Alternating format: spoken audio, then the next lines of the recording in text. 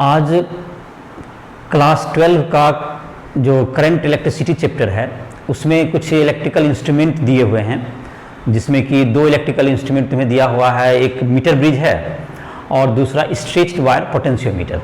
तो पहले हम लोग मीटर ब्रिज को देखते हैं।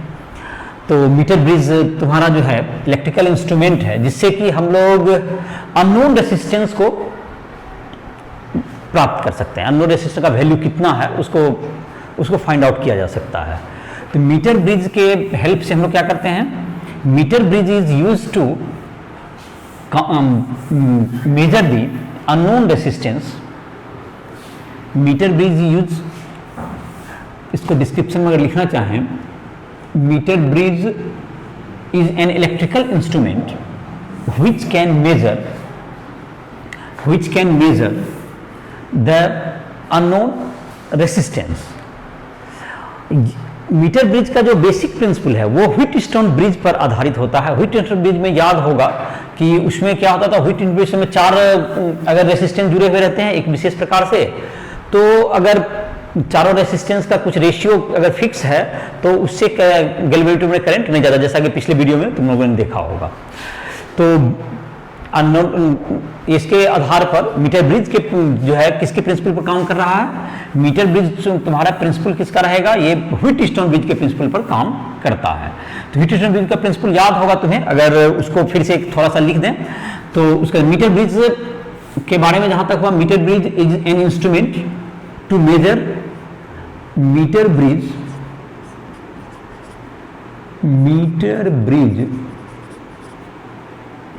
is an electrical instrument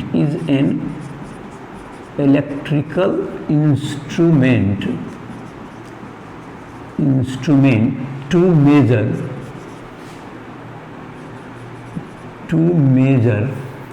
unknown resistance,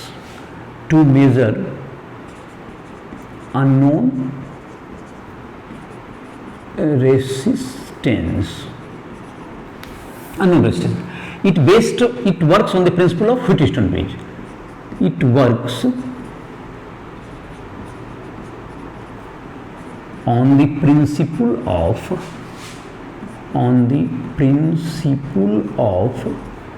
Wheatstone bridge. It works on the principle of Wheatstone bridge. Wheatstone bridge के प्रिंसिपल पर ये काम करता है। व्हीटस्टोन ब्रिज का जो प्रिंसिपल होता था उसका एक डायग्राम अगर बना लें फिर से रिमाइंड करने के लिए तो तुम्हें समझने में कुछ हेल्प मिलेगा। एक इसमें चार रेसिस्टेंस का सेट होता है। उसके बाद इसको समझाने के बाद हम लोग अपने मीटर ब्रिज के डायग्राम पाएंगे। चार रेसिस्टेंस का ऐसा सेट है ये तुम्हारा, और अगर यहाँ पर ये बैटरी वगैरह लगा हुआ है, यहाँ पर बैटरी की स्विच दे दो, यहाँ पर एक बैटरी दे दो और तुम्हारा जो भी रेसिस्टेंस वगैरह इसका इंटरनल रेसिस्टेंस दे दो, तो एक सर्किट जो मीटर ब्रिज का नहीं है, ये व्हीटस्टोन ब्रिज के लिए है। तो यहाँ से जब करंट आएगा तो ये करंट तुम्हारा जो इधर जाएगा तो ये तुम्हारा रेसिस्टेंस यहाँ के बीच में अगर गैल्वेनोमीटर ऐड करें इन दोनों पॉइंट के बीच में, तो ये जो गैल्वेनोमीटर जो ऐड करेंगे इसमें, तो इसमें कोई करंट नहीं जाएगा। तो नहीं जब जाएगा तो इसको हम लोग कहते हैं अगर if no current passes in the galvanometer then it is called balance Wheatstone. इसमें करंट जो है आने वाला करंट क्या हो जाए, जीरो हो जाए। तो इस स्थिति में क्या कहलाता है ये कि जो तुम्हारा ये चार रेसिस्टेंस है, ये पी क्यू, ये रेसिस्टेंस आर हो गया और ये रेसिस्टेंस एस हो गया।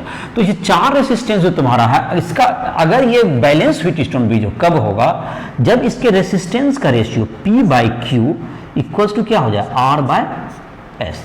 इसका जो चारों का ये रेसिस्टेंस अगर P by Q equal to R by S होगा तो ये बैलेंस्ड व्हीटस्टोन ब्रिज का ये क्या हो गया, व्हीटस्टोन ब्रिज का ये बैलेंस व्हीटस्टोन ब्रिज कहेगा, मतलब current through galvanometer is zero. तो ये जो बेसिक प्रिंसिपल है इसी के आधार पर हम लोग क्या करेंगे, अभी जो इंस्ट्रूमेंट बनाएंगे जिसका नाम मीटर ब्रिज है उसका सर्किट बनाते हैं। इसको समझ गया होगा, ये पीछे का रिमाइंड हमने व्हीटस्टोन ब्रिज का कर दिया। अब मीटर ब्रिज में ये किस तरह से काम करता है देखते हैं, उसमें चार रेसिस्टेंस किस प्रकार है, जिसके आधार पर क्या करेंगे हम लोग इसको देखेंगे। Meter bridge is an instrument to measure unknown electric resistance with the help of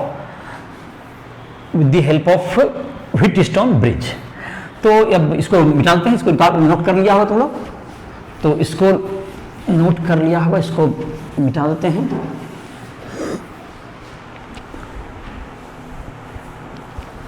तो अब हम लोग मीटर ब्रिज का एक रिप्रेजेंटेटिव डायग्राम बनाते हैं जिससे कि इसके प्रिंसिपल को समझने में और इसके वर्किंग को समझने में हमको मदद मिले। तो व्हीटस्टोन ब्रिज में क्या होगा तुम्हारा, देख लेते हैं इसका किस ढंग से काम करेगा। तो मीटर ब्रिज में क्या होता है, मीटर ब्रिज में हम लोग के पास एक वायर होगा, एक वायर जो कि एलवाई का बना होता है, इसे एलवाई का बना होता है, जिसका कि टेम्परेचर के साथ रेसिस्टेंस में बहुत कम वृद्धि होता है। रेजिस्टेंस उसका कांस्टेंट होता है जो टेम्परेचर के साथ इंक्रीज नहीं करता है। तो इसका 1 मीटर लंबा वायर लेते हैं, इसका जो एलवाई है तुम्हारा, एक विशेष प्रकार के एलवाई का मैग्नीनियम वगैरह से बन के मिलता है ये, और ये जिसका रेसिस्टेंस, जैसा कोएफिशिएंट ऑफ जो रेसिस्टेंस का जो है एक्सपेंशन वो बिल्कुल लो होता है, इसलिए ये इसका कांस्टेंट रहता है। तो ये जो वायर लेते हैं हम लोग 1 मीटर का लेते हैं, इसलिए इसको मीटर ब्रिज कहते हैं। और ये मीटर ब्रिज हो गया तुम्हारा, मीटर ब्रिज इसलिए इसका नाम पड़ा हो चुका है, ये 1 मीटर का वायर है। और इसको, इसके लेंथ को मेजर करने के लिए स्केल वगैरह रहता है, तो स्केल को हम लोग सुविधा के लिए इसमें जो है कि नहीं दिखा रहे हैं। और ये तुम्हारा है, इसको तुम कनेक्ट कर दोगे, एक यहाँ पर एक नॉन रेसिस्टेंस बॉक्स है और एक अननोन रेसिस्टेंस कोई ले लो, दैट इज एक्स कर दो इसको, यहाँ से तुमने कनेक्ट कर दिया। और इसके इस छोर से एक कनेक्टिंग वायर जो कॉपर का होगा, इससे हमने कनेक्ट कर दिया इसको। और यहाँ से तुमको एक सर्किट डायग्राम, सर्किट में जहाँ पर कि हम लोग इसको सप्लाई करेंगे, सर्किट में यहाँ पर दे दो, एक स्विच दे दो, एक की, और एक तुम्हारा हो गया एक हाई वोल्ट का तुम्हारा दे दो, हाई वोल्ट का बैटरी, और तुम्हारा हो गया एक रियोस्टेट भी चाहो तो जोड़ दो, वेरिएबल रेजिस्टेंस भी जोड़ दो। और इस प्रकार यहाँ से क्या कर दो, इसको कनेक्ट कर दो, वेरिएबल रेजिस्टेंस, रियोस्टेट कहते हैं इसको, रियोस्टेट। और ये तुम्हारा हो गया रियोस्टेट हो गया, और ये तुम्हारा powerful battery, powerful battery use कर सकते हैं, पावरफुल सेल यूज कीजिए। और ये तुम्हारा हो गया वो तुम्हारा की है, स्विच है, जहाँ चाहे जब ऑन ऑफ कर सकते हैं आप। और ये हो गया 1 मीटर लॉन्ग वायर, ये जो है तुम्हारा ये 1 मीटर लॉन्ग वायर है, इसलिए इसका नाम क्या हो गया, मीटर ब्रिज। तो मीटर ब्रिज का जहाँ से वायर शुरू होता है उसको, उस पहले पॉइंट को क्या कर दें हम लोग, ए मान लें, और इधर को मान लेते हो बी मान लो। यहाँ पर ये ए बी तुम्हारा क्या हो गया, ये 1 मीटर लॉन्ग वायर हो गया। और ये सब कनेक्टिंग वायर है जिसका रेजिस्टेंस बहुत कम होता है, कॉपर का ले सकते हो जिसका कि रेजिस्टेंस कम है तो कंडक्टिविटी अच्छी होती है, तो इसका रेजिस्टेंस वेरी लो हो जाएगा, तो कॉपर का वायर हो गया। और इसमें एक जो रेजिस्टेंस इस आर्म में लगा हुआ है, दैट इज इसको खोल करके यहाँ से रहता है, यहाँ पर इसे कनेक्ट कर सकते हैं, आप रेजिस्टेंस को चेंज कर सकते हैं। और रेजिस्टेंस को यहाँ पर अननोन रेजिस्टेंस देना है, और यहाँ पर एक नोन रेजिस्टेंस आर दे देते हैं, और यहाँ पर एक अननोन, इस आर्म में अननोन रेजिस्टेंस एक्स देते हैं। दोनों के वैल्यू में एक बात ध्यान रहे कि ये अननोन, इसके वैल्यू में बहुत ज्यादा का फर्क नहीं होना चाहिए, मतलब अगर बहुत ज्यादा का फर्क होगा तो हो सकता है तुमको डिफ्लेक्शन पॉइंट नहीं मिलेगा, जैसा कि आगे हो सकता है कि एक्सपेरिमेंट में दिक्कत हो। तो ये जैसे कि यहाँ पर गैल्वेनोमीटर इसके बीच में जोड़ देंगे हम लोग, इसका ये गैल्वेनोमीटर का इसको जॉकी कहा जाता है, जिसको इस वायर पर क्या कर सकता है, इधर से मूव कर सकता है। तो इसका जो डायग्राम है समझ में आ गया होगा मीटर ब्रिज का। मीटर ब्रिज में एक अननोन रेसिस्टेंस और एक अननोन रेसिस्टेंस लिया गया, जिसका रेसिस्टेंस दोनों का कंपेरेबल होना चाहिए। और इसको कनेक्टिंग वायर से यहाँ से एक 1 मीटर का ये लॉन्ग वायर है, इसका 1 मीटर लॉन्ग क्या हो गया, ए बी वायर का लेंथ कितना हो गया, 1 मीटर। ये स्पेशल टाइप का वायर है, 100 सेंटीमीटर लॉन्ग ये वायर है तुम्हारा, इसलिए इसका नाम मीटर ब्रिज भी पड़ा। और एक स्केल यहाँ पे जुड़ा हुआ है जिसको फिगर में शो नहीं किया गया है। और ये ड्राइविंग सर्किट है जिससे कि बैटरी, रियोस्टेट, ये सबको आप चेंज करके करंट के वैल्यू को आप कुछ हद तक एडजस्ट कर सकते हैं। तो अब मान लेते हैं सर्किट तुम्हारा कंप्लीट हो गया, और इसके बीच में गैल्वेनोमीटर जोड़ दिया गया, और गैल्वेनोमीटर का जो जॉकी है, इसको यहाँ पे खिसका से पकड़ने का जगह रहता है, उसको आप खिसका करके इस वायर पर स्लाइड कर सकते हैं आप। तो आई होप कि तुम्हें फिगर समझ में आ गया होगा। अब किस तरह से वर्क करेंगे तो इसको देख लेते हैं। अब जब वर्क स्टार्ट करना है तो करंट इसमें जो है, इसका स्विच को ऑन कर दिया जाए। जैसे की को क्लोज करेंगे, की को क्लोज करेंगे जब तो इसमें करंट जाने लगेगा। तो करंट जाने लगेगा तो इस गैल्वेनोमीटर में भी जो यहाँ जो करंट आएगा इधर से, तो ये करंट इधर से दोनों तरफ डिस्ट्रीब्यूट होगा, इधर होकर भी जाएगा और इधर से भी जाएगा करंट दोनों रूट में जाएगा। तो ये और गैल्वेनोमीटर में भी जाएगा, तो गैल्वेनोमीटर में डिफ्लेक्शन शो कर देगा। अब हम लोग गैल्वेनोमीटर में डिफ्लेक्शन शो करेगा, तो हम लोग को क्या करना है, इसके गैल्वेनोमीटर में डिफ्लेक्शन जब शो होगा तो ये जो तुम्हारा है इसको हम लोग स्लाइड करना है इस पर, वायर पर, जिससे कि यहां पर एक पॉइंट P प्राप्त हो जहां पर कि ये न्यूट्रल हो जाए। इसमें स्लाइड करके जहां पर ऐसा एडजस्ट कर लेंगे एक पॉइंट पे जहां से कि इसका गैल्वेनोमीटर का डिफ्लेक्शन क्या हो जाए, 0 हो जाए, नो डिफ्लेक्शन। इसमें डिफ्लेक्शन नहीं शो करे, नो डिफ्लेक्शन। तो गैल्वेनोमीटर का नीडल अगर मिडिल में रह जाए, इसका डिफ्लेक्शन शो नहीं करे, तो समझ लीजिए कि ये जो तुम्हारा है, इस पॉइंट का पोटेंशियल, इस पॉइंट का तुम्हारा जो है, ये दोनों में करंट नहीं जा रहा है। तो अगर हम देखें तो इस वायर से यहां से यहां तक ए से पी तक का कुछ समथिंग रेसिस्टेंस हो गया, और ए से फिर किसका रेजिस्टेंस होगा, पी से लेके बी तक का कुछ रेजिस्टेंस होगा, और यहां पर एक रेजिस्टेंस आर है, यहां एक्स है। तो ये 4 आर्म आपको नजर आ रहे हैं किसके, जो कि व्हीटस्टोन ब्रिज के 4 आर्म नजर आ रहे हैं। तो इसके आधार पर हम लोग क्या लिख सकते हैं, उसके आधार पर अगर इसका आप देखें यहां पर जो करंट जाएगा तो क्या होगा, तो इसके आधार पर अगर देखेंगे यहां पर, तो इसका रेसिस्टेंस R और इसका रेसिस्टेंस X, इन दोनों का जो रेशियो होगा R/X is equal to this resistance, resistance of wire किसका हो गया, resistance of wire in the part AP is equal to resistance of part PB of the wire. और इस स्थिति में क्या होगा, दोनों को व्हीटस्टोन ब्रिज में बैलेंस हो गया, तो तुम्हारा क्या होगा, इसका अगर सभी पता रहे तो इसको जो है, इसको मीटर स्केल के आधार से हम लोग AP का लेंथ पता कर सकते हैं। लेंथ ऑफ AP हम लोग को नोन हो जाएगा, दैट इज यहां पर मान लेते हैं इसका 100 सेंटीमीटर, और AP का लेंथ अगर तुम मान लेते हैं मीटर स्केल तुमने निकाला, ये L सेंटीमीटर पाया, कितना सेंटीमीटर आ गया, ये L है। तो जाहिर है कि इधर कितना होगा, 100 - L सेंटीमीटर होगा।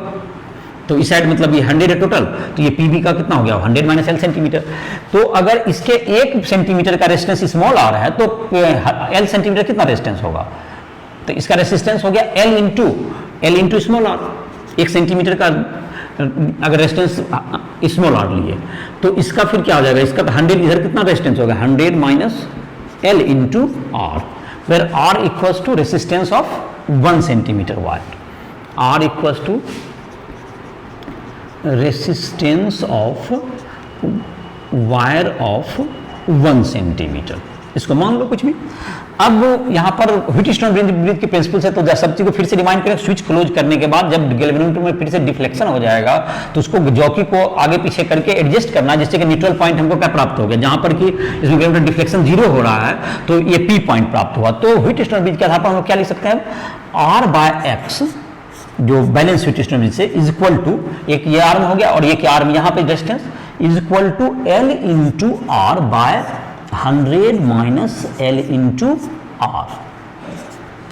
तो L where L is in centimetre, L is in centimetre. तो स्मॉल r तुम्हारे दोनों कैंसिल होता हुआ दिख रहा है, तो इसमें अननोन रेसिस्टेंस X का वैल्यू इस आधार पर क्या हो जाएगा हमें, 100 - L। तो ये तुम्हारा इसके द्वारा क्या हो गया, X का वैल्यू कैलकुलेट हो गया, और इस प्रकार से क्या होगा तुम्हारा अननोन रेजिस्टेंस का वैल्यू हम लोग X का वैल्यू पता कर सकते हैं। तो इस प्रकार मीटर ब्रिज की हेल्प से क्या होगा तुम्हारा अननोन रेजिस्टेंस का वैल्यू हम लोग प्राप्त कर सकते हैं। तो काफ़ी आसान है, अगर व्हीटस्टोन ब्रिज के प्रिंसिपल पर है, और इसका नोट्स वगैरह जानने के लिए तुम इसका नोट्स ले सकते हो, राइट शेड्यूल के ऐप पे जा करके इसका नोट्स भी डाउनलोड कर सकते हो जा करके। तो ठीक है, इसको वीडियो को समाप्त करते हैं, फिर स्टेट वायर पोटेंशियोमीटर का नेक्स्ट वीडियो में, next electrical instrument state wire potentiometer बता दिया जाएगा। ठीक है, ओके।